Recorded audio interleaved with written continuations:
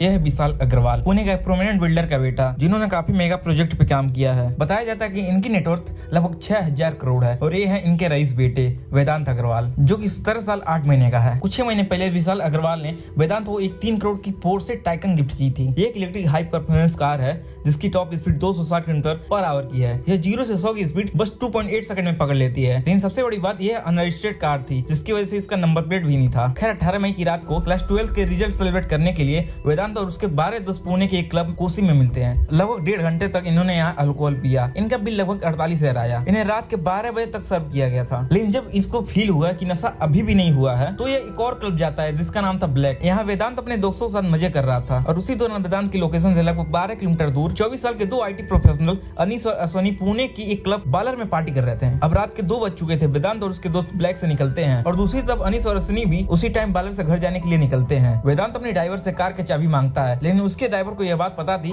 कि वेदांत को गाड़ी देना बहुत रिस्की है, क्योंकि उसने बहुत पी रखी थी और उसके पास लाइसेंस भी नहीं है, क्योंकि वो अभी 18 साल से कम उम्र का था। एक रिस्पॉन्सिबल इंसान होने की वजह से ड्राइवर ने वेदांत के फादर को फोन लगाया। उन्होंने ड्राइवर को बोला कि वेदांत को गाड़ी चलाने दो, क्योंकि वो समझदार लड़का है, जानता है कैसे चलाया जाता है। बस अब क्या था, शराब के नशे में दूध, जेबों में नोटों की गर्मी और हवाबाजी के नशे में वेदांत गाड़ी चलाने नहीं बल्कि उड़ाने लगा। लगभग 160 किलोमीटर/आवर की स्पीड से वेदांत कार को पुणे की सड़कों पे जहाँ गाड़ियां पार्क थी, लोग थे, वहाँ भगा रहा था। अब कुछ दूर बाद कल्याणी नगर एयरपोर्ट रोड पर अनीस और अश्वनी अपनी बाइक से यू टर्न लेते हैं। लेकिन इससे पहले कि उनकी बाइक स्पीड पकड़ती, वेदांत की पोर्शे एक गोली की तरह 160 किलोमीटर/आवर की स्पीड से आती हुई इन दोनों को पीछे से हिट करती है। यह टक्कर इतनी भयानक थी कि अश्वनी इंपैक्ट से लगभग 20 फीट हवा में उड़ी और जब नीचे आके गिरी, उसकी डेथ ऑन द स्पॉट हो गई। अनीस आगे एक पार्क हुई कार से टकराता है और सीरियसली इंजर्ड हो जाता है। उन्हें हॉस्पिटल ले जाया जाता है, लेकिन उनकी डेथ वहीं हो जाती है। टक्कर के बाद वेदांत गाड़ी से भागने की कोशिश करता है, लेकिन एयर बैग्स खुलने की वजह से वो 20-25 मीटर ही आगे जा पाता है। इसके बीच लोगों ने वेदांत को पकड़ लिया और उसे खूब पीटा। वेदांत उन्हें पैसे देने की कोशिश भी करी, लेकिन वो टोटली नाकामयाब रहा, क्योंकि वहाँ सिंगल पर्सन तो है नहीं। खैर इसके बाद वेदांत को पुलिस के हवाले छोड़ दिया जाता है। लेकिन इसके बाद जो कुछ होता है वो आप देख के समझ जाओगे कि हमारे देश का कानून कैसा है, उसमें कितनी करप्शन है। आइए देखते हैं। कुछ क्राइम रिपोर्ट से कहना है कि पुलिस स्टेशन के बाहर लगभग 3 बजे जहाँ वेदांत की पोर्शे खड़ी थी, वहाँ 2 मर्सिडीज कार आती हैं, जिनमें से एक बंदा उतरता है और वो 7 से 8 पिज्जा के डब्बे लेकर पुलिस स्टेशन के अंदर जाता है और वहाँ वेदांत को SP की कुर्सी पे बैठाकर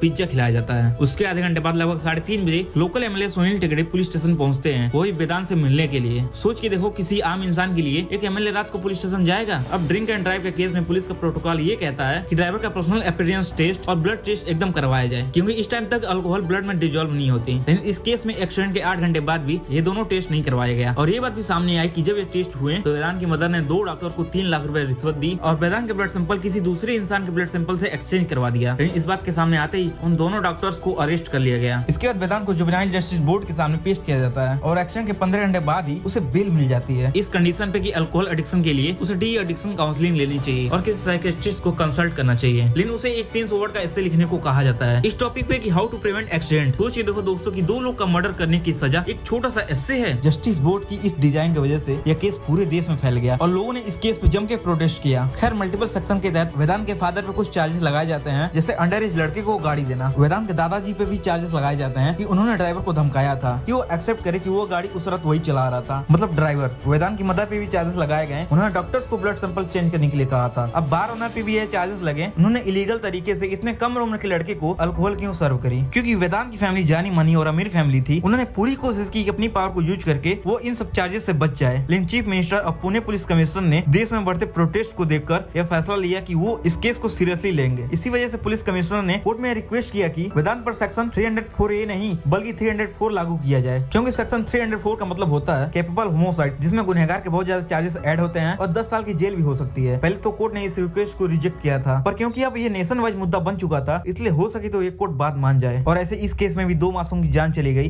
लेकिन उनको जस्टिस नहीं मिला।